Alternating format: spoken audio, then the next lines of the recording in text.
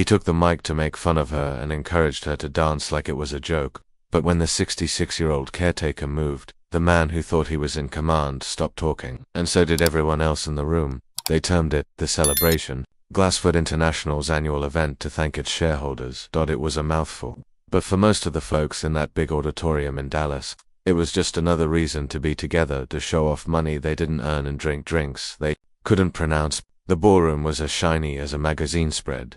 Crystal lighting, marble flooring from other countries, and tables with centerpieces that were very tall. They stopped people from talking, while waiters in tight black vests pushed their way through. The crowd started filling up wine glasses and trying not to hear the short chat that was full with attitude. Braxton Kilmer, the CEO, was in the thick of it all. He was in his early 40s, he was showy and sure of himself, yet every time he spoke, he came out as smug. He wore a navy velvet blazer and smiled like he was used to being the most important person in the room.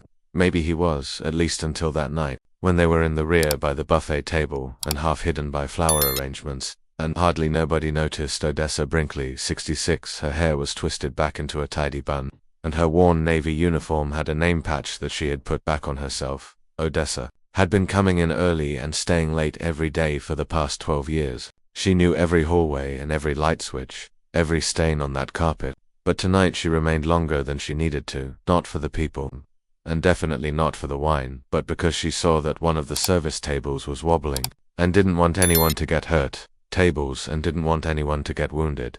That's Odessa stable. It was almost 9 p.m., and the main speeches had started. Most people couldn't see it, but it was continuously checking the clock. Braxton had the mic now. He had already had a few drinks and was loosening his tie as he walked around the stage, giving accolades that sounded more like scripted commercials. And let's not forget the true heroes. He joked that the cleaning team was keeping everything clean. While we made significant moves, a few people laughed, not sure whether to laugh or cringe, and then his eyes fell on her. "Hey Odessa," he said, leaning forward and pointing with a lot of flair. "Come on, don't be shy. Show us your dance moves." Some people laughed because they were uncomfortable, and some because they didn't want to be the only ones who didn't. Some others zoomed in on their phones, while others just stared to see if this old woman in a work shirt gazed up for a second, and her eyes didn't flicker or move. She stood there with a broom in one hand and a half-empty platter of bruschetta in the other. Then she gently put the broom down and stepped forward. She didn't say anything or smile. She moved to the center of the floor, without caring about the phones looking at her, because the CEO had just made her the butt of the joke. She started to turn one pirouette, then another, with her body centered and lovely. Regulated a developed next leg stretching slowly. Superb alignment even in worn trainers. The room turned quiet as someone dropped their fork. The laughter stopped before it could even register. And Odessa, with her arms raised just high enough to finish the line of her movement, ended with a tiny bow. Nothing over the top, just accuracy and grace. People didn't know whether to clap or not. One man in the back whispered, "That wasn't a joke, that was art." And Braxton, he stood there, his smile breaking the glass in his palm. Then he laughed again, a stiff little sound, like he was trying to reset the room, but no one else joined him. But the silence didn't last long, since Odessa softly went back to her broom. By the time Odessa got to the service hallway, someone in the throng had already put the tape up online. She could already hear murmuring behind the double doors. Not words, just that quiet sound that comes after a time. No one knows how to talk about it, but she didn't rush. She picked up her broom and checked the back of her shirt for dust, and pushed her cart down the hall like she always did. It wasn't the first time someone had tried to put her on exhibit. And it probably wouldn't be the last. But they didn't think it would happen, and Odessa didn't care what they thought. The mood in the ballroom had changed from a smug, alcohol parade of egos to one that was uneasy. You could tell by the uneasy laughs and whispers between executives and the guests who were staring at their phones in bewilderment, and Braxton was trying to keep the show going. "Now that's what I call team spirit," he said into the mic, his voice shaking a little as he raised his glass. "Let's give her a hand." A few people clapped. The applause was muted and uneven, like people were saying, "I don't know what just happened. Good effort." Yet something was off in the air. There was a fracture in the performance. People who had only seen Odessa once before were now watching the video replay on their phones. A woman named Luck Newberry from the Phoenix branch whispered to her husband, "Did you see her arms? That's not a TikTok shuffle. That's trained ballet." The whisper turned into a rumor. Odessa heard a rumor and went to the maintenance office downstairs. She didn't know it yet, but her name was already trending on Twitter. She was cleaning the wheels of her mop bucket. She always kept a thermos of ginger tea in her locker, and her hands hurt more these days, especially at night. But that didn't stop her from keeping them busy. Idle hands, as her late husband used to say. Kendall Flannery, a teenage employee, made the mind outside the ballroom quite loud. He had only been recruited 3 months ago, and was sitting on a bench looking at the clip he had taken. He didn't want to catch anything historical. He felt it would be humorous to post it, but now that he saw Odessa's turn in slow motion, the joke changed how she held her back and how her eyes didn't blink. Kendall got goosebumps and clicked post. Before he could think about it, CEO makes fun of caretaker. Caretaker answers with this Odessa Brinkley ballet, not Broom Grace. Got over 200,000 views in less than an hour. But Odessa didn't know that she had finished her shift, clocked out, and walked 3 blocks to her bus stop like she normally did. She sat down on a seat with a plastic bag and a sandwich she had salvaged from the catering tray and read from an old copy of A Teenager across from her, touched her phone screen while she smoothed down the corners of the page with her thumb. Then she asked, "Hey, was that you?" Odessa looked over in the video. The girl added, "The one where the old man makes you dance and do that spin thing." Odessa blinked slowly and put her book down. "I guess it was she who claimed it was sick," the girl added with a smile. "My mum was a dancer," she remarked. "Your form was better than hers ever was." Odessa nodded politely and went back to reading. The girl kept staring for another second, then grinned and went back to scrolling. That was the first of many. The next morning, Odessa's niece, Rael Brinkley, who resided in Shreveport, contacted her 3 times. When Odessa finally answered, Rael was out of breath. "Auntie Dace, you're everywhere," she exclaimed. "Your videos are on the main page of everything the Today Show posted. You're trending and a meme now." Odessa squinted. A meme is a hilarious picture with words. However, this one is polite. It claims. She cleaned the floor and the room.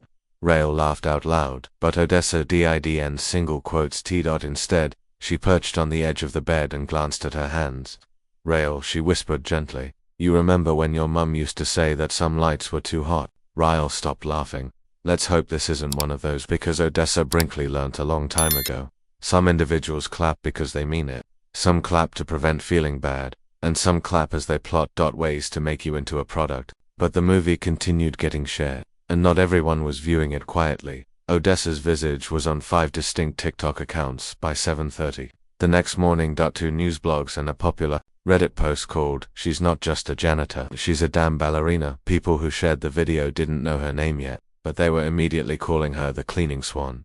The clip was only 29 seconds long, but it had a beat. Braxton's voice was over the mic at the beginning. "Come on, Odessa, let's dance a bit, then laugh a little, and have someone say, 'Man, is he serious?'" Odessa is slowly walking forward and carefully turning, that long leg in the air and a little bow that didn't say anything but moved. People couldn't stop watching that part because it was pure quiet skill. By mid-morning, someone who had been filming from across the room posted a lengthier version. You could see Braxton plainly holding a glass and smirking before he called her out. Then his countenance changed as Odessa moved, and the uneasiness grew as he faked a smile and then awkwardly clapped. People said that the longer footage impacted harder and that he thought he was the main character. She told him who the story belonged to. Then she gave him the floor and took the room. There's a difference between performance and presence. She had presence. And then the thought pieces came out. A little blog from Albuquerque published a post called "The Mockery of Labor and the Grace of Odessa Brinkley." In a single spin, the author Dina Rogan writes about how we treat the unseen in Odessa Brinkley. Those who made the visible possible while the powerful watched her for fun. She told them that dignity isn't given, it's carried. Some people convey it through speeches. Some people got hurt by shoes that were covered with polish and knees that never gave out. It also went viral. Odessa's niece called again at noon and said, "Auntie, you need to see this. You're on CNN and they're asking who you are. Do you want me to inform them?" Odessa groaned. "No.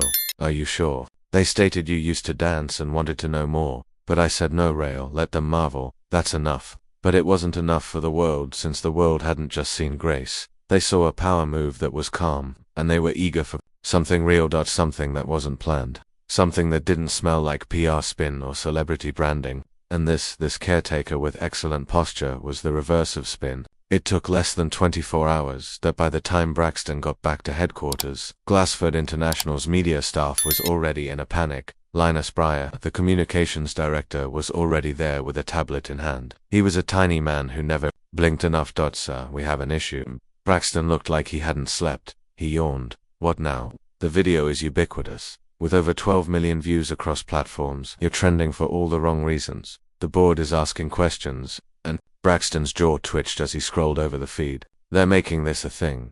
She turned around. Big deal. I was being nice. Not how it's being taken. Of course not, because no one has a sense of humor anymore.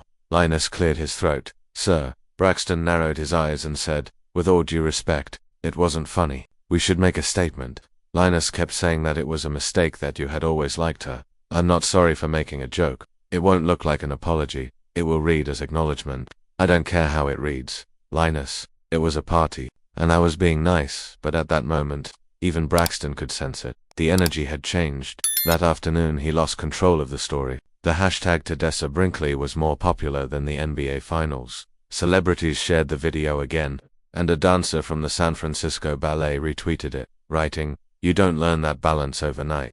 That's years of discipline," and people in the comments started to ask the same thing. Who is she? What's her story? That night, Odessa sat in her kitchen wearing the same soft she wore, a worn-out cotton robe she had had since her 30s. She sipped from a cracked teacup and watched the rain flow down the window, and listened to a voicemail from a number they didn't know. "Hi, Miss Brinkley. My name is Evie Rollins, and I'm the director.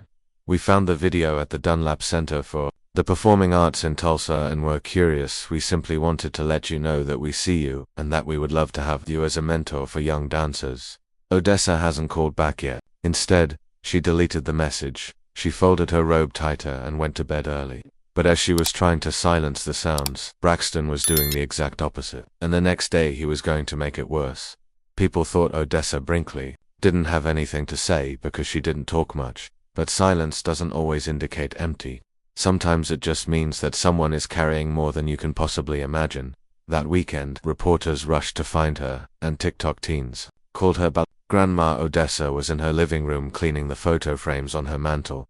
She walked carefully because each picture represented a bit of her past, but none of them told the whole tale.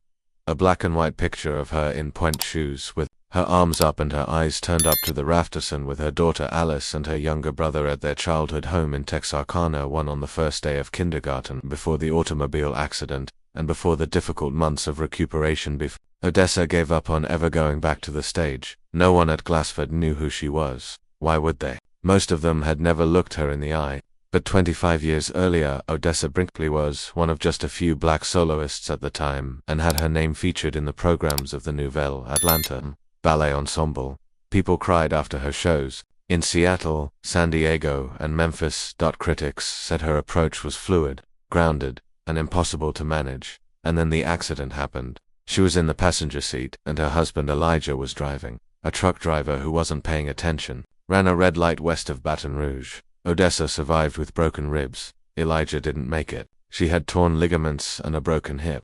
It took her 6 months to learn how to walk again. Her dance career never got better. But the pain she felt wasn't simply in her body. People looked at her like she was broken and like she used to be something in the silence. But now she was simply another person. The ballet company moved on fast and replaced her without any fuss. Odessa did what survivors do. She got a job cleaning offices. At first it was just for a short while to help her get back on her feet. Then her daughter required braces. Then her mother got sick, and before she knew it, 12 years had passed. She never informed anyone at Glassford who she was.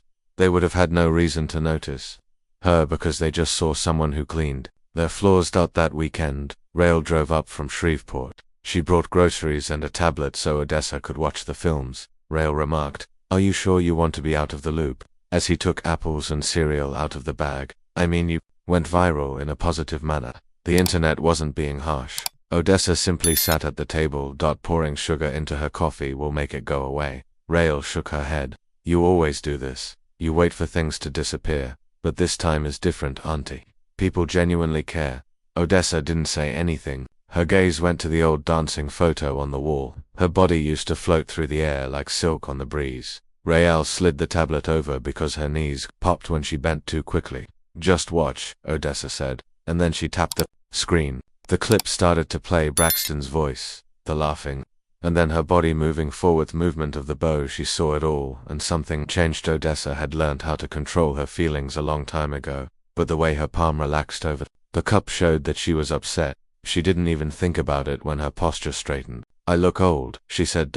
Odessa turned off the screen and said, you look real rail. That night, when she was folding laundry, her house phone rang. Not many people still used it, but the voice on the other phone almost made her heart stop. Miss Brinkley, this is Madison Arlo. We danced together in 1987. I was the third understudy at New. I remember seeing your DVD. I can't believe I'm saying this, but you appear even more down-to-earth now than you did back then. It's great to see you, even if it's just through a phone screen.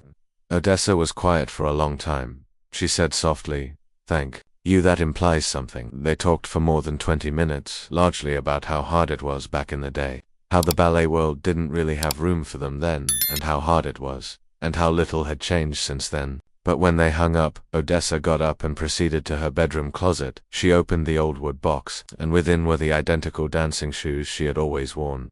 She wore them the night she broke her toe during Swan Lake, yet she still finished the piece without a hitch. She clutched them carefully, as if they were glass, but she didn't cry because Odessa knew the spotlight might be behind her, but her spark wasn't gone. Monday morning greeted her like a hard slap in the face.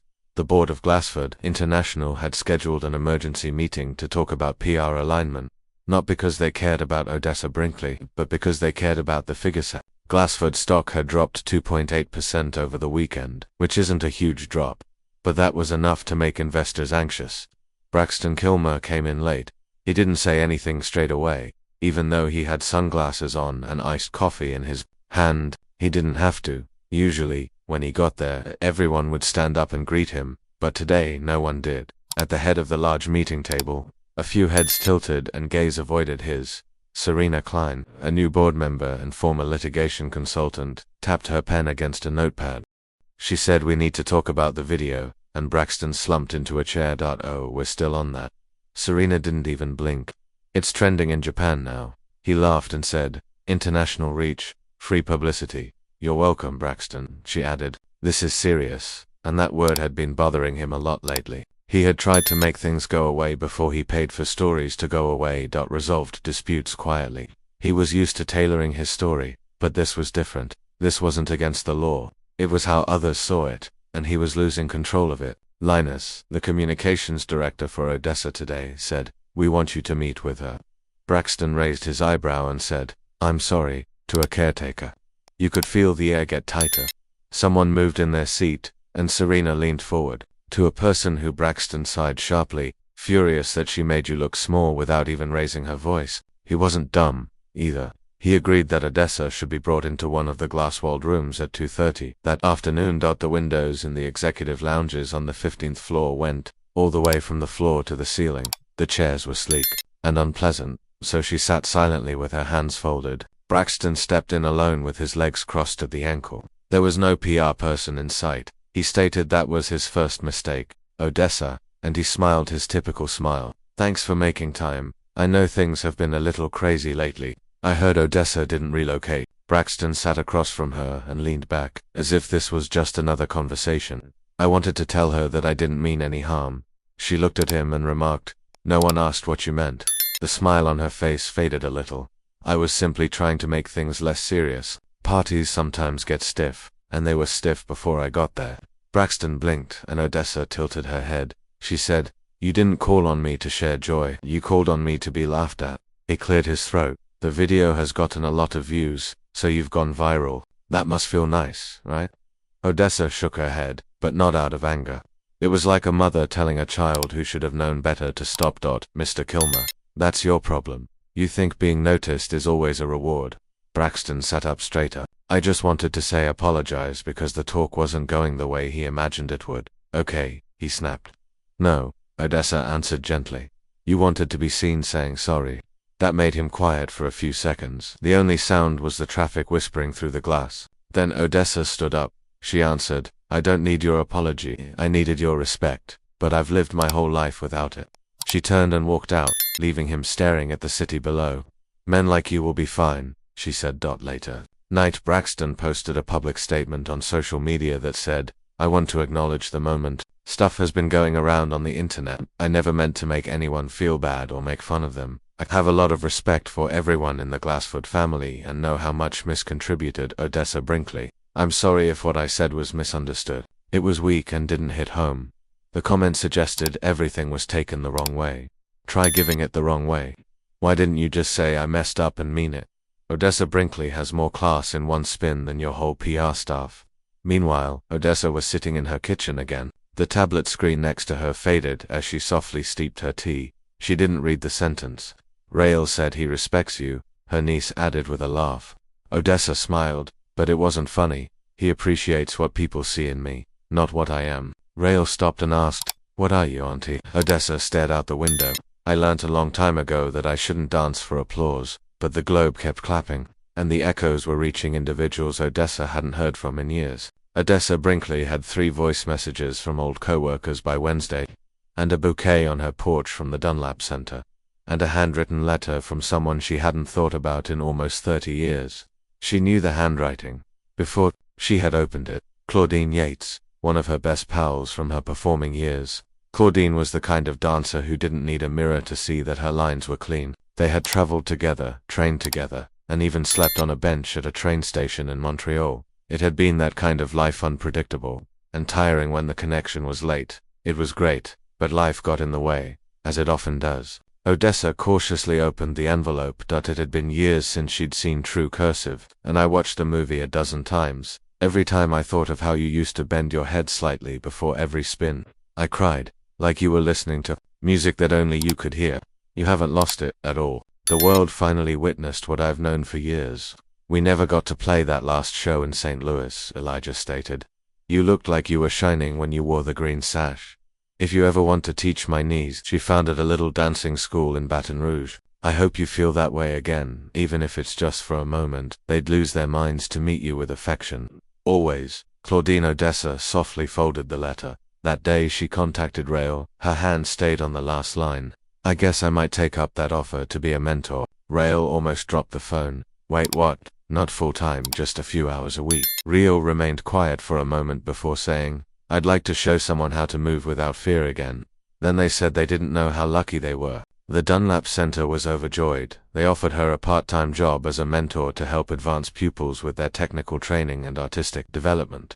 Odessa made it obvious that she didn't want the media involved. No press release or photo opportunities. The first time she stepped into the dancing studio, there was only calm work, the scent of rosin and the quiet thump of feet on hardwood. Flooring in Tulsa hit her like a tune she had forgotten. Light coming in through high windows and worn down. Bars that had been gripped by fingers for decades for balance. There she was in a room again. Not to perform or prove, but to pass on.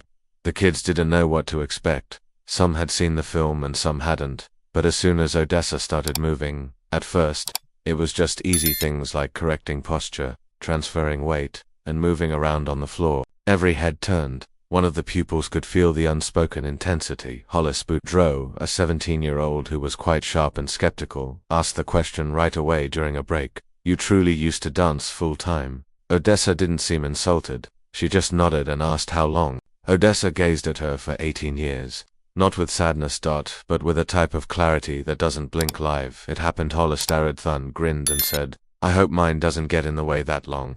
Odessa tilted her head and said, Don't be afraid if it does. Just be ready when it lets you dance again. That became her beat. Her life didn't vary much on weekdays at Glassford, and on Sundays and Tuesdays at Dunlap. But something in her chest seemed lighter, like her lungs had finally let go of their air. When she got back to Glassford, some staff treated her differently, some out of guilt and some because they really cared. A few others awkwardly and nervously said they were sorry and tried to explain. They didn't know without actually saying. They never bothered to ask. Odessa didn't want revenge or attention. She just went about her day as usual. One afternoon, an intern called Noelle Hartley came to see her. I met up with Miss Brinkley in the break room. She remarked, I saw a picture of you in a black leotard in the middle of a jump. Odessa arched an eyebrow and said, That was a long time ago. Odessa smiled softly and said, Well, it's still flying, even though it happened back then. I hope you remember that when it's time for you to fly. Not everyone was ready to move on. Someone very high up was starting to feel the walls close in as the internet was full with adulation and reposts, and Odessa was quietly forging a new rhythm between the ballet bar and the mop bucket. There were things that no film viral clip or trending hashtag had caught. Like the night Odessa sat alone in her bedroom with her feet in warm water looking at her swollen ankles, or how she pushed her fingers into the soft spot under her right knee, which still hurt after the operation in '96, even though the doctors had claimed it would mend. There was no audience for it, no applause, just the quiet creaking of old bones. And a woman alone with thoughts that had been loud all day before Odessa couldn't get Rael's words out of her head. "You were meant to do this, Auntie, to teach you how to be seen again." It wasn't meant to be harsh, but it stuck to Odessa like damp cloth. Because Rael meant seen in the sense of celebrated, but Odessa knew a different kind of seen. She knew what it was like to be the center of attention for amusement, and then be thrown away as soon as you stopped performing. She had previously lived through that once. The first time she felt it was at a cast party in Memphis in 1985. She had done the last pas de deux of the season, even with a fractured toe, and had brought the house down. Roland Jessup, the company's director, was late to the after-party with her co-lead. He lifted his glass to her and remarked, "I guess we have our little miracle right here."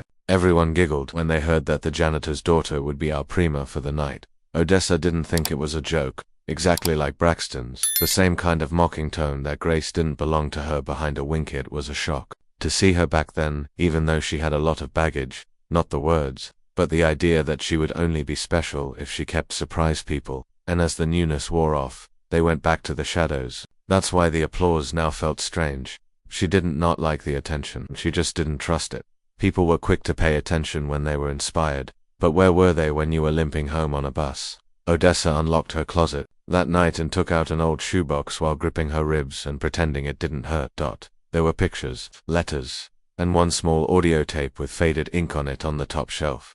She took out her old cassette player in March 1993, the cassette in, and pressed play. Elijah's voice came through, gentle and peaceful. "You always tell me you don't need a stage, but it seems like it hasn't been quiet all these years, and maybe you don't. But the truth is that you were born to move. You dance like the music is under your feet. Don't let a room full of suits tell you when to stop." Her eyes filled with tears, yet she didn't clean them up, since the truth was that no matter how many articles were written, no matter how many news reporters smiled through stories, praising her grace or unexpected brilliance, none of them understood her tale like Elijah did, and none of them knew how many times she had almost given up.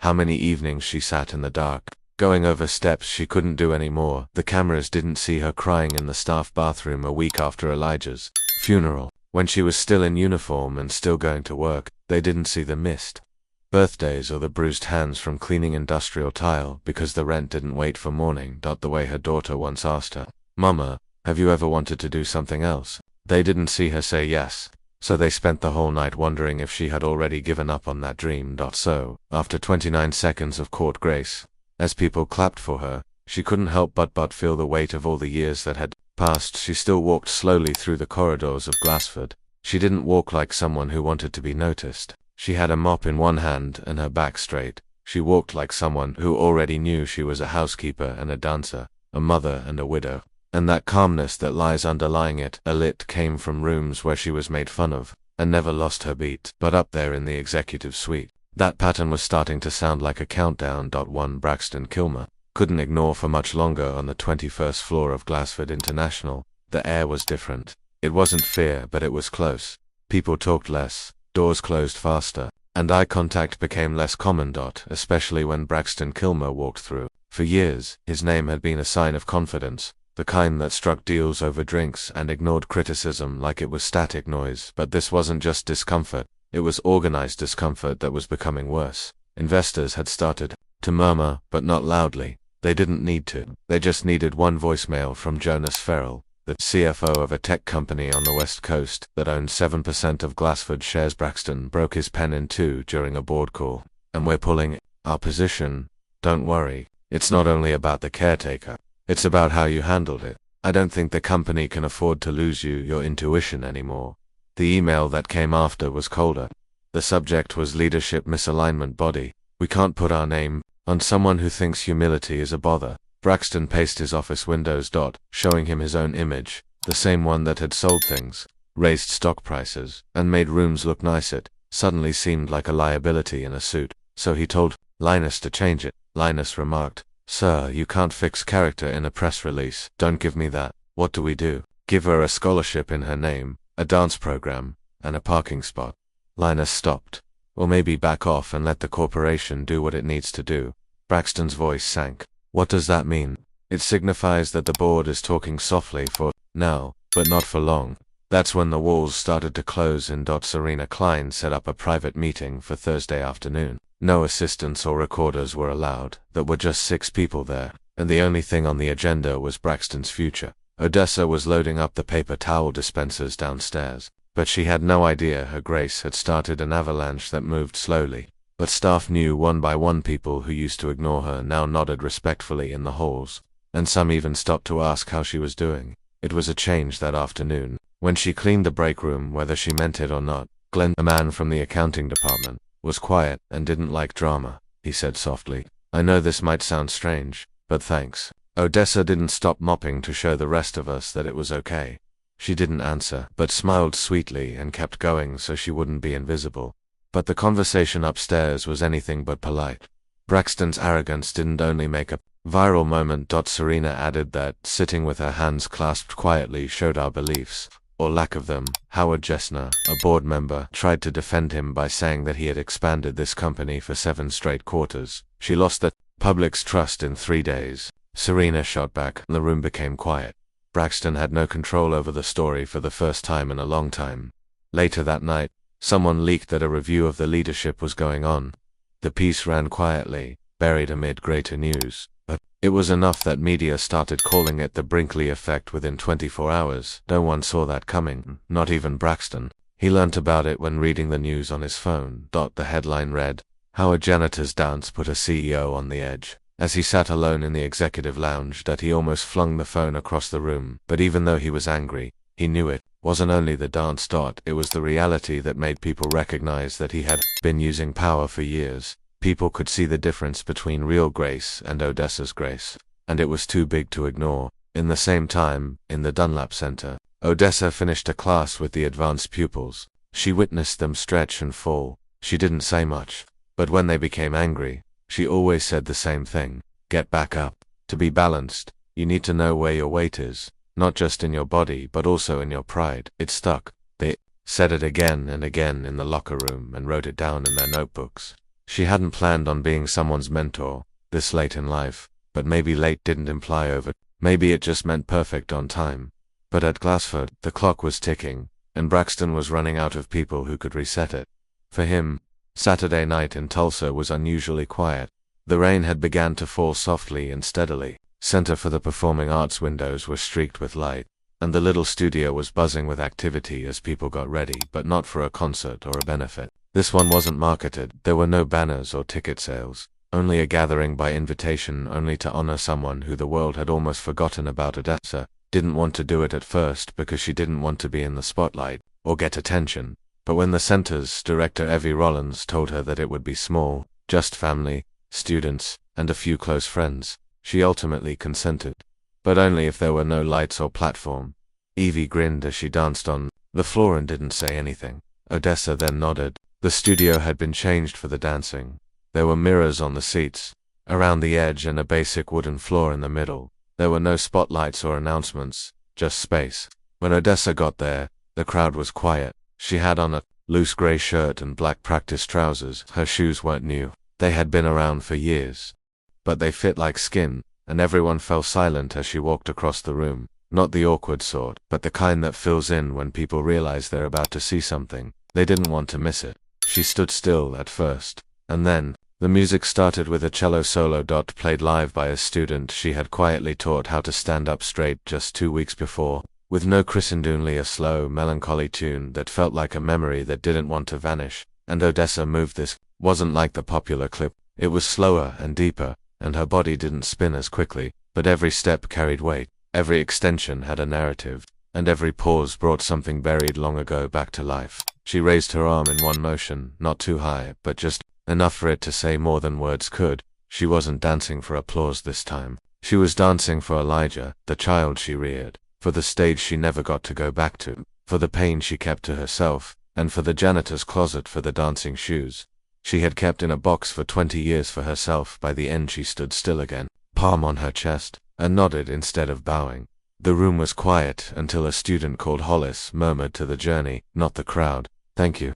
And then there was true applause, the type that doesn't come from enthusiasm. Rael was there, tears in her eyes, hands clenched, and lips squeezed tightly together. Later, Evie gently walked up to Odessa in the corner. "You still have it, you know," Odessa said with a laugh. "I never lost it. I just put it somewhere secure." As visitors were leaving, one of the dancers came up to her with a sketchbook. She replied hesitantly, "I drew this last night. It's you from the video. I didn't get the arms right," but Odessa turned the pages.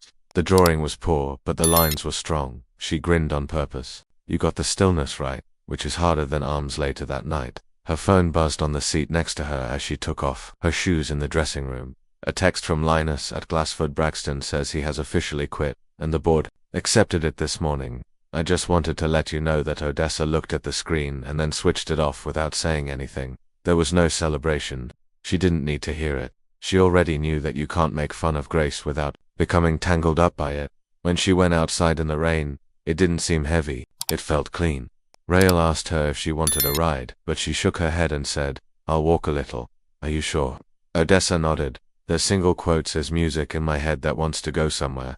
She moved gently, scarcely lifting her heels off the ground, but her back was straight and her eyes were steady. She didn't need lighting or platforms or praise to prove the years she'd lived. For Grace had never been about performance, that it had always been about presence, but the story wasn't ended. Yet, there was still one more thing. The world needed to realize that Monday was just like any other day. Glassford International substituted Braxton Kilmer's name is on their leadership page with a grey interim CEO emblem. The press used careful headlines like "Executive Shakeup Follows Viral Moment," "CEO Leaves Because of Outrage to the Company's Culture." They didn't say Odessa Brinkley's name, not at first. Simply a longtime employee participating in a public event. But those who had seen IT people who truly observed recognized right away who she was. The moment may have passed for headlines, but something deeper had changed in its aftermath. Odessa went back to her normal routine, though it was silent. Cleaning on Tuesdays and Sundays. Teaching on the same shoes and thermos every weekday. The same keyring softly jingled as she walked through the glass halls. But now others made room. Not out of pity, but because they now understood she had been there the whole time. She saw it in the little things. Like how Noelle from HR asked her if she wanted a chair during breaks. The way Glenn from accounting started calling Miss Brinkley a title to a security waved before she did. Even Jasmine Ledoux, the woman at the front desk who used to while Odessa was scrolling through her phone. She jumped up one day and said, "I saw you on that video. It made me cry. I simply wanted to say thank you." Odessa stopped and smiled so softly that it was hard to see. "You're welcome," she replied. "But it wasn't a performance." Jasmine blinked. "What was it?" Odessa then glanced past her through the glass of the foyer, where the world came and went. She said that respect doesn't come with the title on your badge. And they were still blind to the people that swept behind them. Jasmine remembered the line. "It's how you carry yourself when no one's clapping." She scribbled it down on a sticky note and attached it to her computer. By the end of that week, the Dunlap Center had gotten around 50 new dancers of all ages, some of whom hadn't trained in years. One candidate stated, "I stopped dancing when my mother died. I saw Miss Brinkley's video, and it made me think of who I used to be." Odessa read each message carefully. She never answered directly, but she recalled the names because she knew what it was like to forget who you were, to be gazed at but not seen, talked about but never spoken to. The viral video would go away, like all the others. But Odessa had never needed it in the first place. She'd been dancing long before TikTok learned how to spell ballet, and she'd been living in silence. She was graceful in places that didn't have grace for her, and now she wasn't teaching steps anymore. At the end of each Tuesday session, she offered her students 5 minutes to do something different. No mirrors, no choreography, just music and movement. "Find your own beat," she'd remark. "Not the one people think it is, the one that feels like yours." And they'd shift around in an odd way, some with a kind of truth that hadn't found the right words yet, because that was what she had learnt. The hardest thing about being here is that you don't have to prove yourself. You just have to be honest with your body, your own weight and balance. One night when she shut up, this Hollis asked her whether she thought they would remember her name. In 10 years, Odessa didn't answer right away. Then she continued, "Maybe, maybe not, but they'll remember how they felt. That's more important." The rain had started again. She walked home without an umbrella, not because she didn't have one, but because she didn't care about the rain anymore. Because after all these years, Odessa Brinkley had finally taught the world what she had always known, that being elegant doesn't come from a title, a limelight, or a paycheck. It's in the stillness between motions. As when you stand still while no one is looking, the choice to never back down even when people make fun of you, and the strength to keep going. Nonetheless, if this tale made you feel something, share it. Let someone know that there is quiet power all around us. We often forget who we are when we look at the folks we don't notice, and who we haven't seen in a while.